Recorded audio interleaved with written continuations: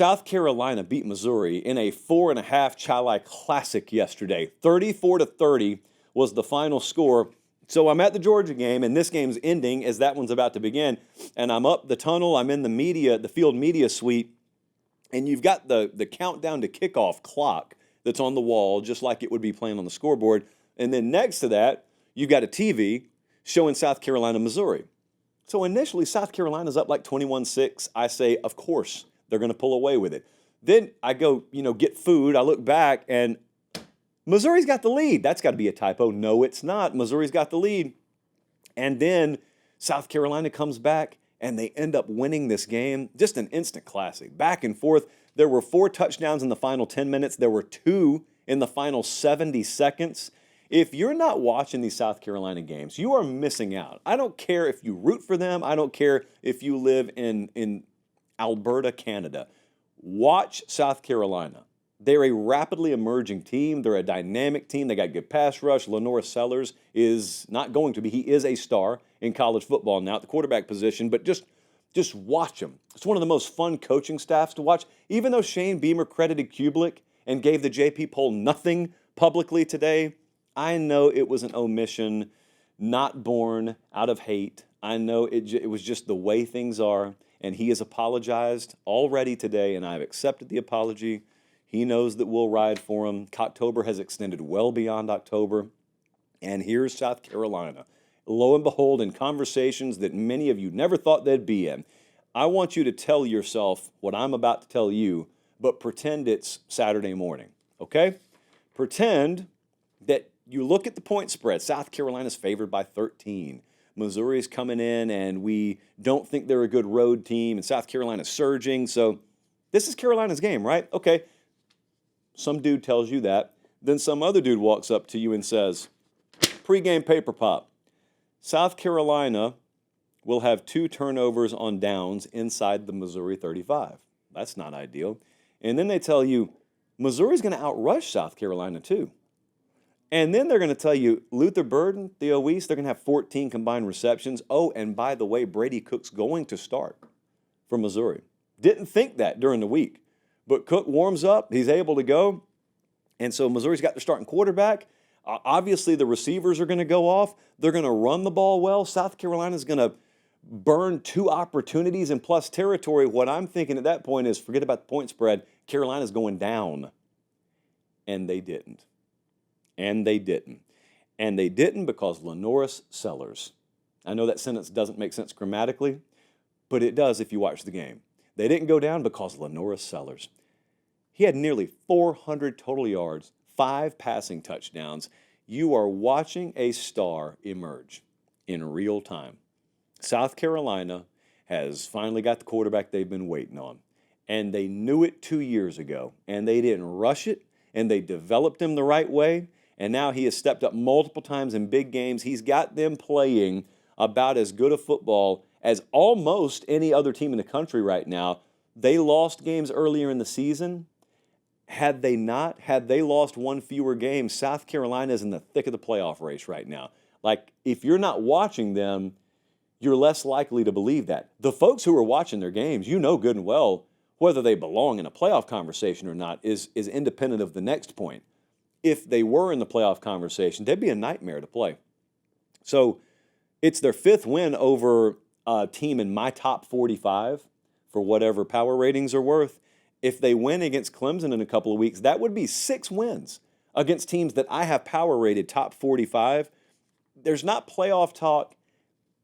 That's fine. Not everything has to be about the playoff. So if you don't think that a 3-loss team will get in or will ever get in, that's okay. You're probably right.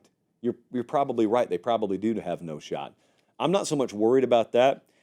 I am looking at the caliber ball they're playing right now. I don't think there are 12 teams playing better football right now than South Carolina. I'm not telling you that should be the criteria for the playoff. Forget about the playoff. I'm just telling you, let's focus on South Carolina for a second and just give them credit.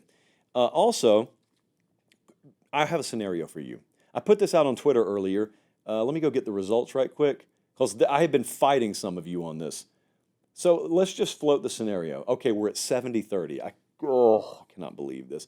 The poll feature is both the best and worst thing that Elon has ever done on here. So Let's just say, for the sake of argument, let's say you face the number 24 team in the country, okay? And you win. You beat the team that's ranked number 24.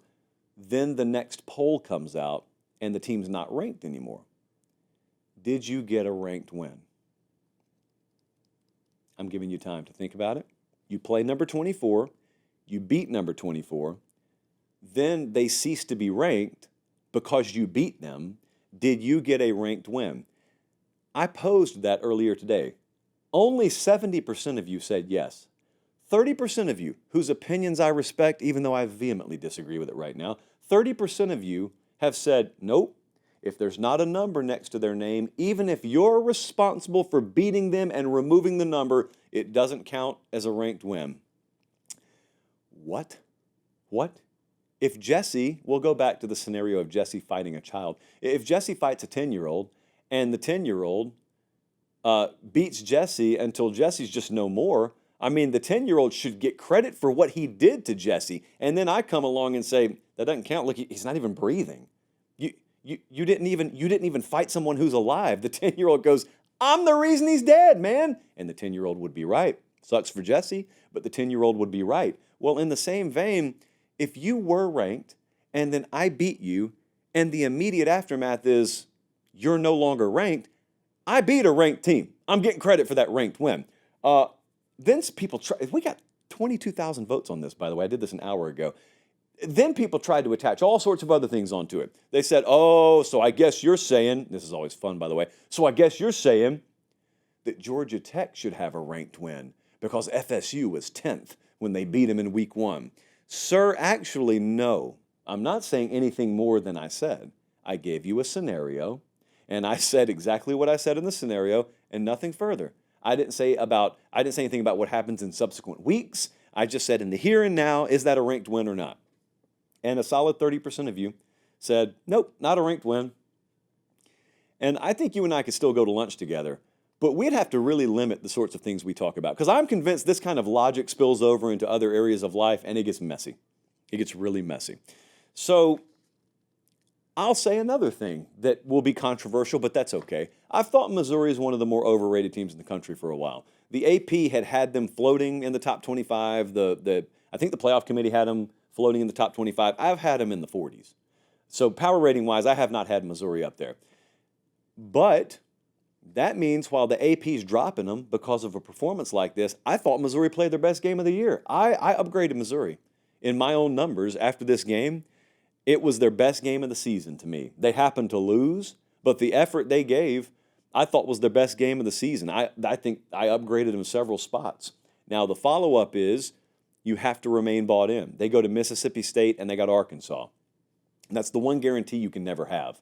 Once you get later in the season, you lose your third game. Remember, this was a team that was thought to be a contender in the SEC, and they had by far the most workable path, and they've fallen short. I think it's safe to say they've underachieved. I think it's very safe to say that.